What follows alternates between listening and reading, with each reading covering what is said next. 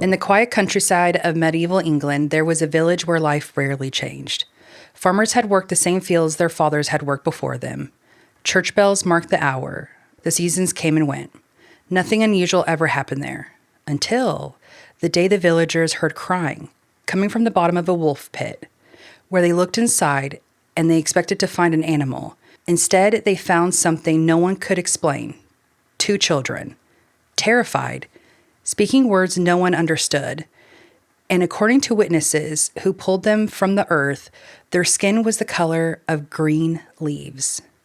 The children came from a place no one had ever heard of, a place where light was dim and the sun never fully shined. Historians even wrote about it. Villagers swore it happened, and centuries later, no one had ever been able to explain it. Because sometimes the strangest mysteries in history don't come from ghosts or monsters. They come from people who appear out of nowhere and bring with them stories from places that shouldn't exist. Tonight, we're digging in one of the most unsettling medieval legends ever recorded, the mystery of the Green Children of Woolpit. Hey, y'all, this is Hauntmates, and that's my boo, Jeffrey. And that's my boo, Mallory. I almost wanted to go boo like a ghost. That'd be funny. I don't know about you, but I've really been enjoying spring this year. So have I. It's been really nice, especially since we have like a patio and everything like that. And we're about to get new furniture. We're getting new furniture for it like this week, right? Yeah. Our old one like rotted out, literally. I mean, we'd only had it for 7 years. Yeah. And it was $100. Yeah, it was like $100 on Amazon. It got its use. It literally got its use, but it was very, very cheap. But it did pretty well, especially for being on Texas patio in Texas heat and sun. Yeah. I think it did really well because usually Texas sun like destroys patio furniture easily. Real quick. Kind of scared about our wickered one. We got the cover. We got a cover. And also, too, I feel like you have to have wickered. Yeah. Like, I don't know. It's so Southern. I love it. But I will say, I think I've been enjoying springtime more. Yeah. Than October, fall, Halloween. I said it, I know. Is this an intervention? I don't know. I feel like I should like fall and Halloween more, but it's so fucking hot in Texas, I can't enjoy it. Yeah. Maybe we should go up north in the Halloween time. Yes. Okay, so going back to talking normal. I felt like bad for almost admitting that. Yeah. Because I love the spooky and the weird and the strange. And, look at our podcast, but it's so hot in October. It's kind of hard to enjoy, Yeah, it's summertime. Yeah. It's like what other states have in summertime. It's that in October here. No shit. But it's funny because we had, so speaking of springtime and how I think it's my favorite right now, because I do different Spotify playlists for different seasons and different like times of the day. So I have like a Twilight Tunes one. Because, my Twilight shirt. Even though it's very hoa weather right now, I'm trying to bring like the spring vibe because I'm really enjoying it. Yeah. And I also found out that I'm a soft spring in my color wheel. So that's why I did my hair color this one. I thought you were soft autumn. No. So, okay. I self-analyzed with like my makeup and stuff I was wearing. And then I was like, I realized, oh no, I'm wearing the colors that I want to wear. And so, online they have a bunch of little color wheels and TikTok has those things. And I think I'm a soft spring. What do you think I am? You're an autumn. You're for sure an autumn. Why is that? You have more of a yellow undertone to your skin. Like you're warmer. And I don't know, gold and like warm tone colors like oranges, mustards, like they look good on you. Like greens. Dark reds, yeah. Fall colors, yeah. So I went to Merit Coffee and I wanted to go get me a strawberry matcha. And when I was checking out and stuff, I kept staring at the girl's eyelashes and I was just like, you have the prettiest eyelashes ever. You could tell like she got them done, but they were very like thick. Yeah. And like, but they got wispy at the very end. And she goes, oh, thanks. I decided to go blue. And I was like, okay, stop. I was wondering if they were blue, but I couldn't tell because they were so dark. They were the prettiest freaking things. That's cool. And then she had like a light pale blue like dress shirt, but it was all very young looking. Yeah. You know, it was very youthful. It was very cute. But so we were talking about how we enjoy spring and stuff like that. So now with this like hoa hoa weather happening, we can listen to my new spring mix because I have a spring mix for the day. Oh. And then I have a spring storm for like night. At night or like rainy weather. Yeah, during springtime. Because I want to listen to my Twilight Tunes one, but at the same time, I feel like that's very fall. Yeah. I don't know. I just feel like Twilight's very fall to me. Yeah. Same. Well, the second Twilight. Yeah. You're like, sure, okay. No, I mean, I get it. Yeah, because you see me, I'll just be having them on during the, it's just background ambiance. Remember that one time I was at work and I texted you and I was like, did you just buy Twilight? Yeah. And it was like every day. Yeah. Because like, was it a day I was sick? Or that week I was sick? Or I think it was just when the office was closed. Okay, that sounds about right. Yeah, it was like, I don't know. It was just like, I feel like it was like a couple days in a row. And then you were like, you commented saying, wait, I thought you were done with the movies. And I was like, Breaking Dawn Part 2, bitch.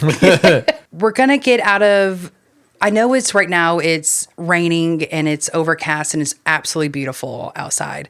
But we're going to maybe travel somewhere where it looks a little different. And how does it look? There may be even a Twilight mentioned in here of a time. So we'll see. It may all tie in together. I didn't realize that until just now.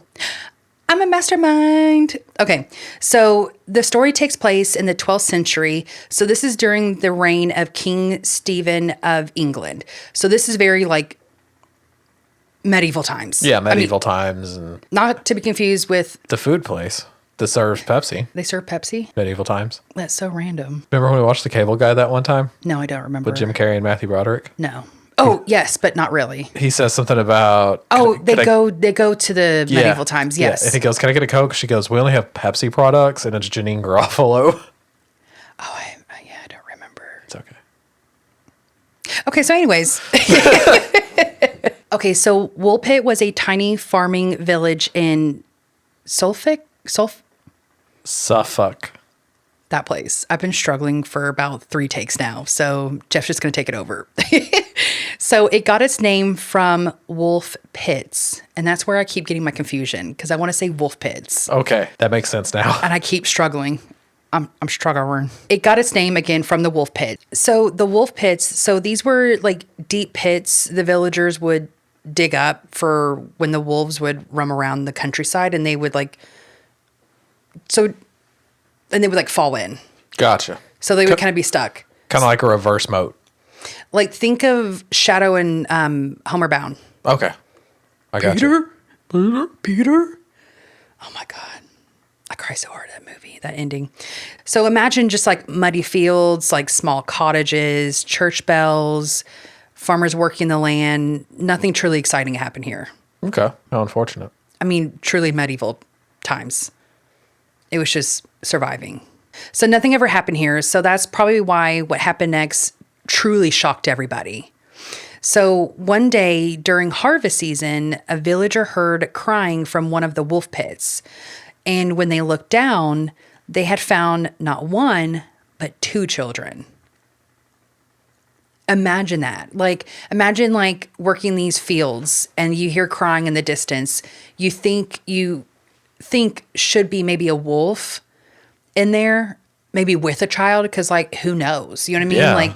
I'm sure that stuff happened, a kid maybe sees a trapped animal and I can imagine them going around and what else would you do back in the day? Yeah, no shit. Oh wow, we trapped another wolf. Let's go look, and Yeah. I'm sure people fall into the Grand Canyon accidentally all the time. Yeah, that's true. People fall off the things at Top Golf. No thanks. When they went to go look, again, they saw the 2 children. So it was a boy and a girl, and they both looked about 8 or 10 years old. So they looked very, very young. Yeah. And they also looked terrified.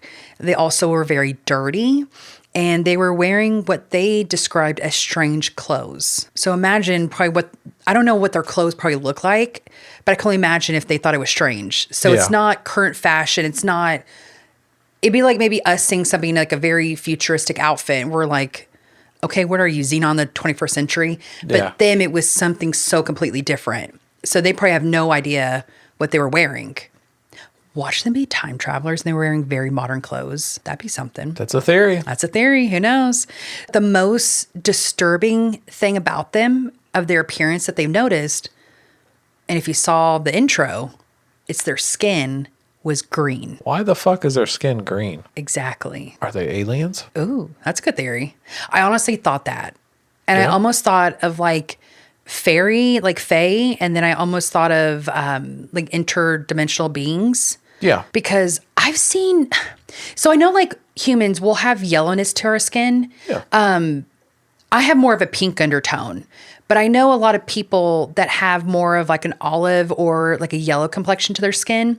Even like our friends that we have. Yeah. And I can see their skin and be like, and notice that they don't have a lot of sunspots, where me with my pink skin, I have like a shit ton of sunspots everywhere.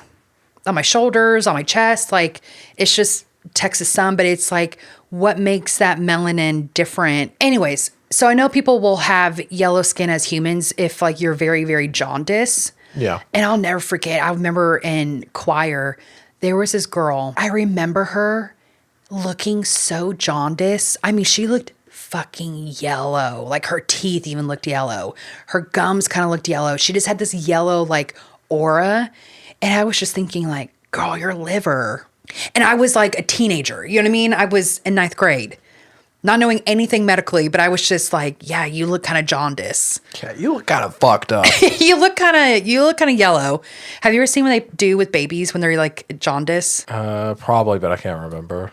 They put it like in like a UV thing, right? No, literally it looks like they're tanning and they have like little mittens on and the sunglasses on. They're just like chilling. It's cute.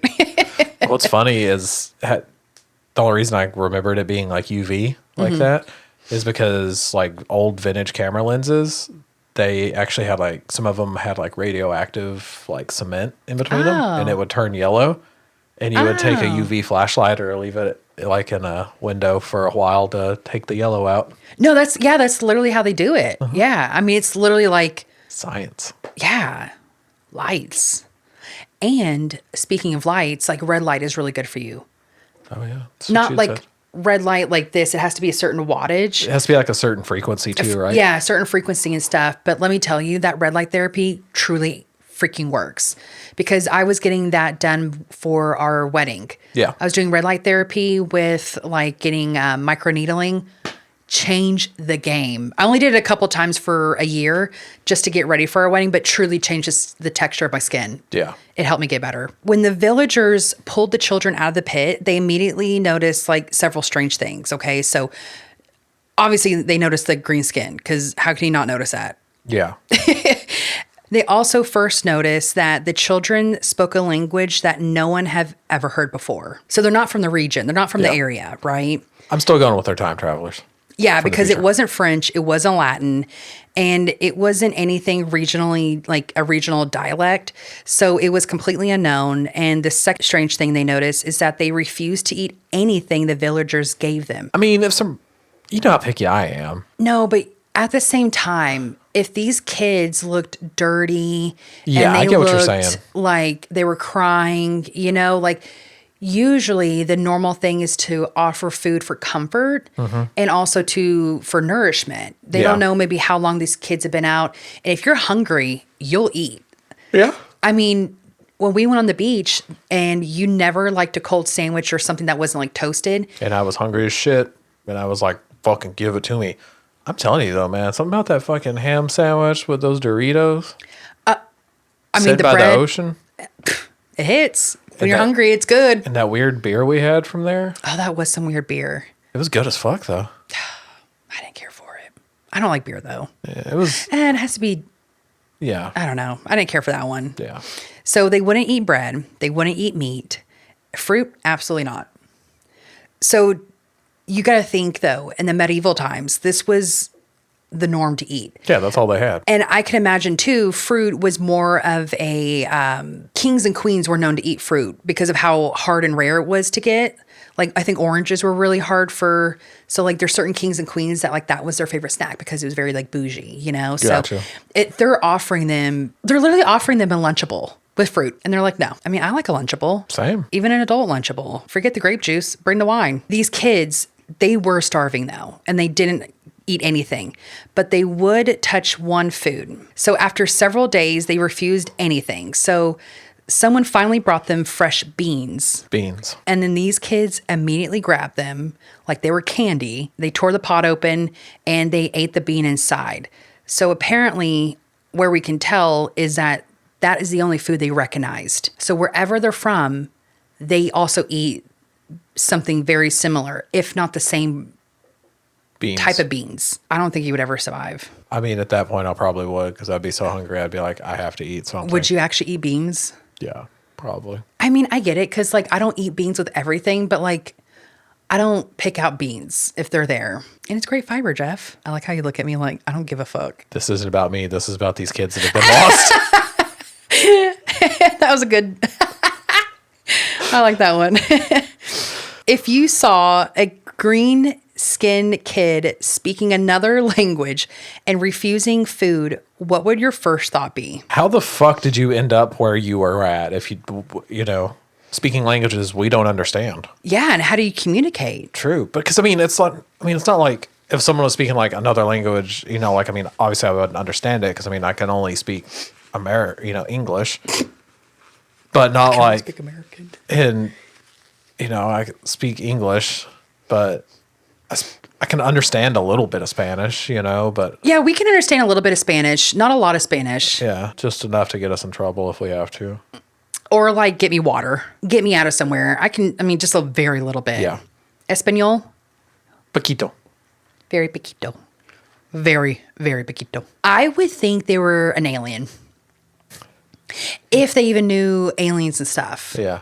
Because, like, who knows what aliens to them were. Dude, I have ruined you on thinking everything I know, is I'm just going to aliens. think everything's aliens now. Unexplained, it's aliens. Don't know, it's aliens. No, honestly, I'm going to tell you what I really think at the very end. Okay. But honestly, it really is leaning towards aliens. Okay. Right now, but we'll see. So the medieval villagers that had no science to explain that.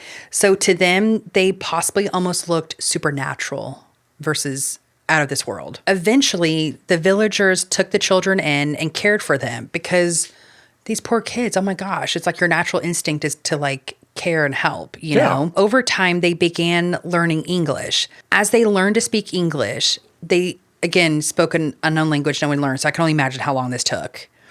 They started to explaining where they came from. And their story is absolutely bizarre. The children said that they came from a land called St. Martin's Land. In their world, the sun never fully shined. Everything kind of existed in a permanent twilight. Like my shirt.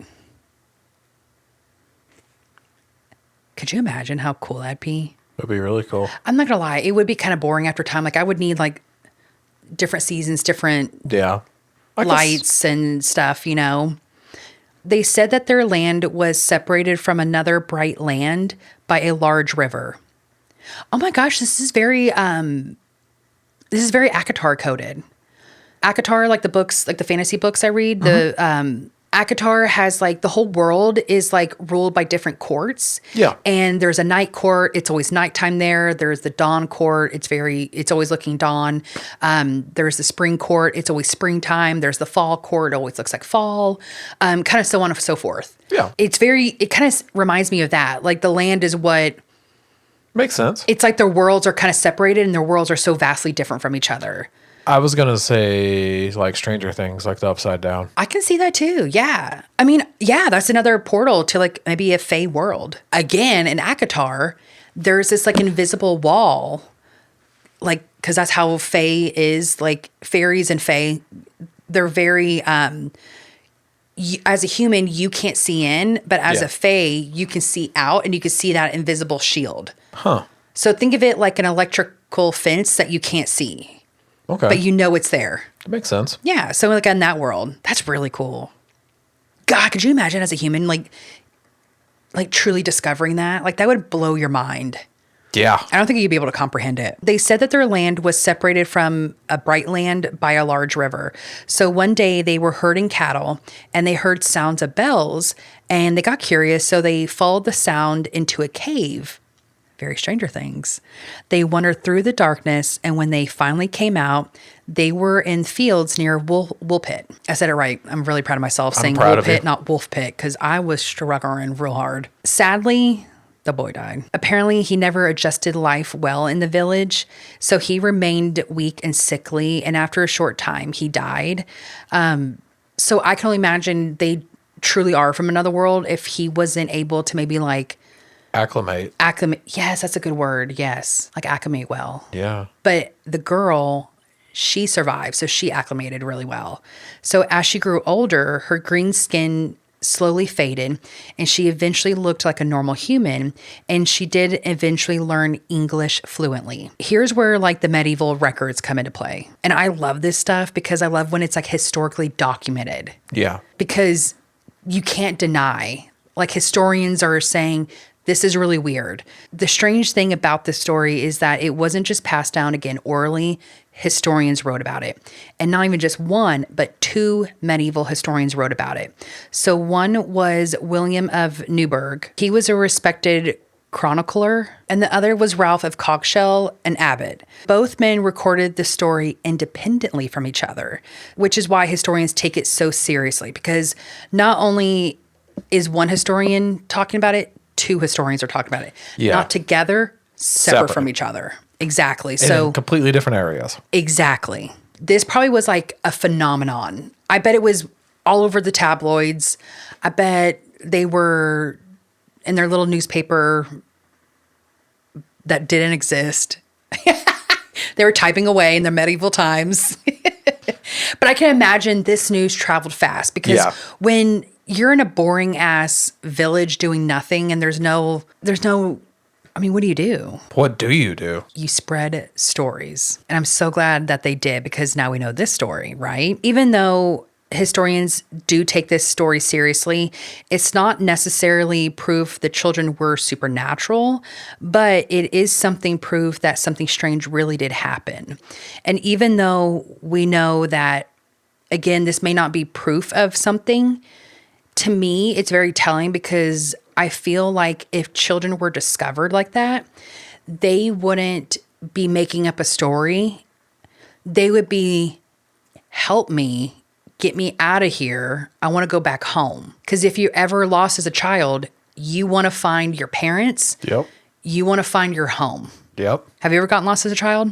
Not that I remember. I do. I've gotten lost twice. One was at Six Flags with my parents. I think it was just with my dad, maybe. I had to go like a little Looney Tune. I was like, hello, I lost my parent.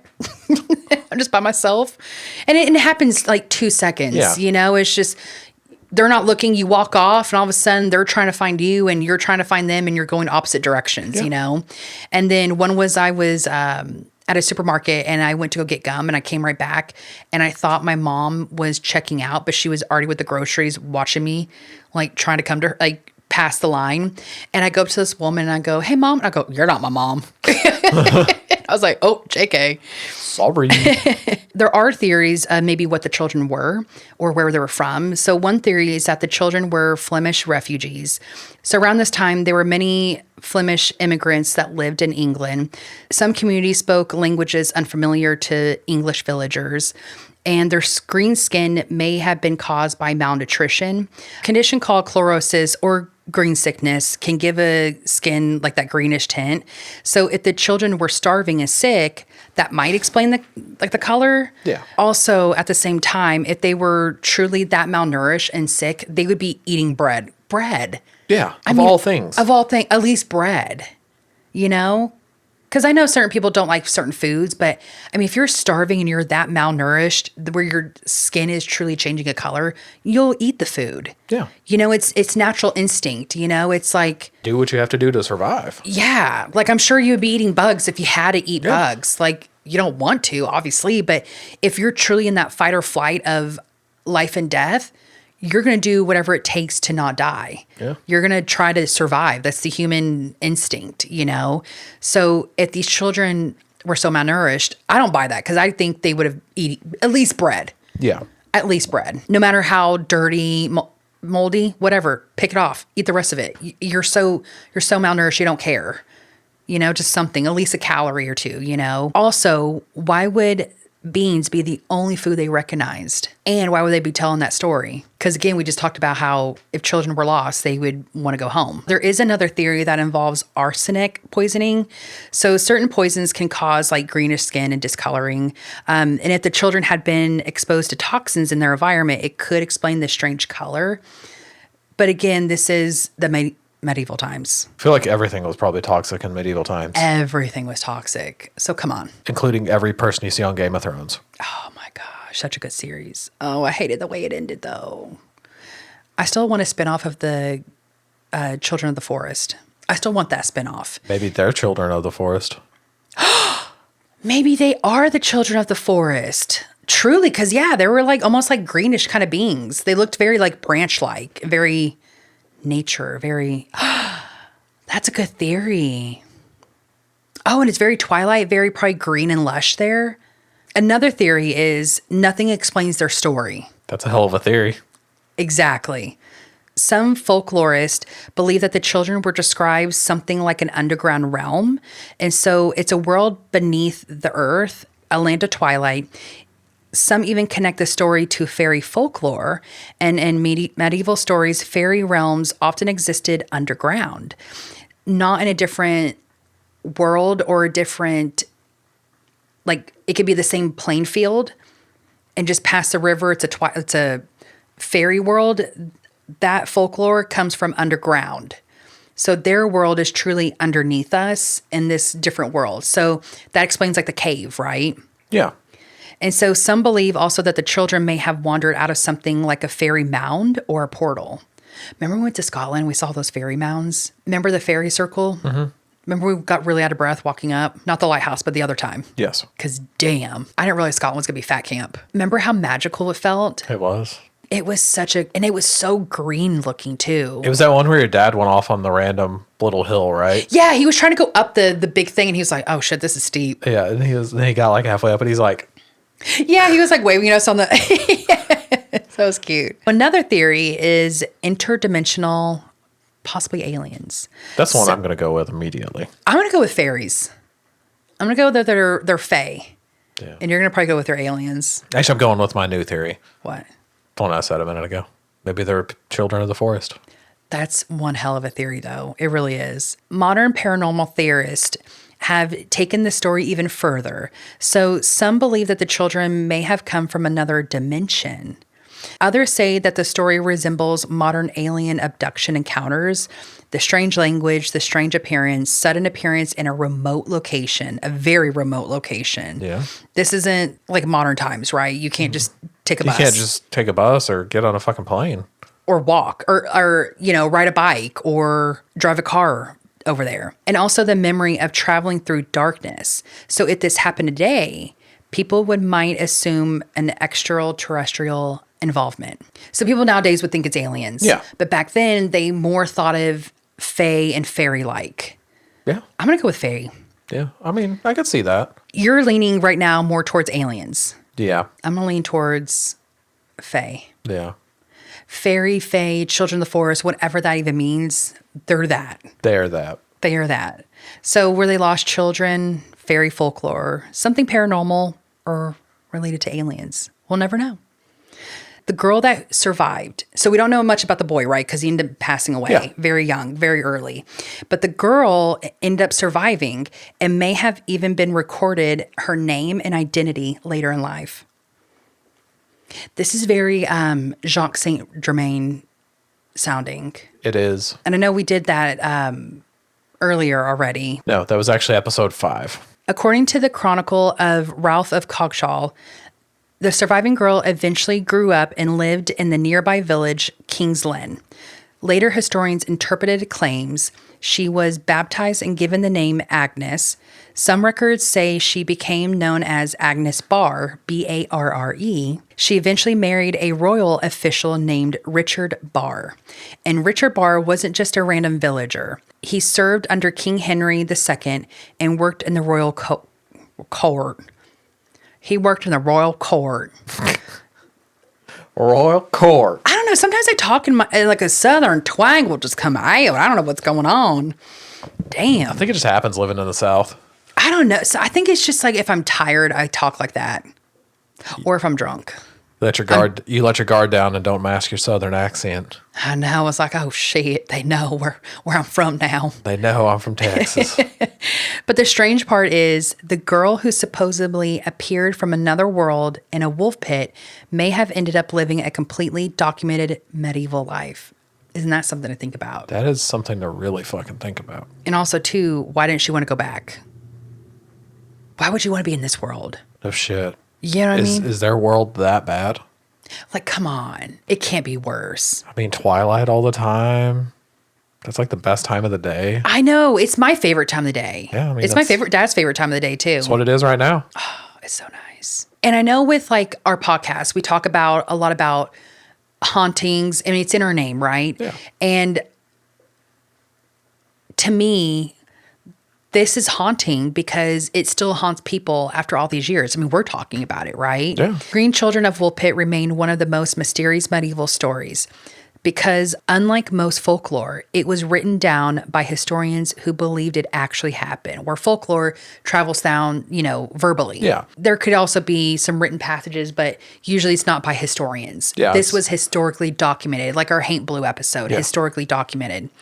And no one still has been able to fully explain it. And us humans, we like answers. Long after the villagers of Woolpit returned to their fields, long after the wolf pits collapsed back into the earth, the story remained. 2 children appearing where no children should have been. Speaking words that no one understood, claiming they came from a place where the sun never fully rose. Maybe they were simply lost travelers from another land. Maybe sickness painted their skin strange colors. Maybe historians misunderstood what really happened. But there is one detail that still lingers like fog over a quiet English fields. The children didn't say they were lost. They said they were trying to find their way back home. And somewhere beneath the soil of medieval England, there may still be a place where the ground sinks in strange ways. Old pits, dark tunnels, forgotten passages where the daylight fades. Places where the boundary between worlds may not have been as solid as we think. Because history doesn't always give us answers. Sometimes it leaves us with stories. Stories whispered across centuries. Stories that remind us that the world might be stranger than we're comfortable admitting. So if you ever find yourself walking through old fields and you hear something crying beneath the earth, you might just want to think twice before looking down. And if you enjoyed tonight's episode, share it with a fellow ghoul. And if you have a strange story of your own, an encounter, a mystery, or something you've never been able to explain fully, send it to us at howdy@hauntmates.com. Your story might become our next listener tale. And remember, some doors in this world may not lead where we think they do. Until next time, stay spooky.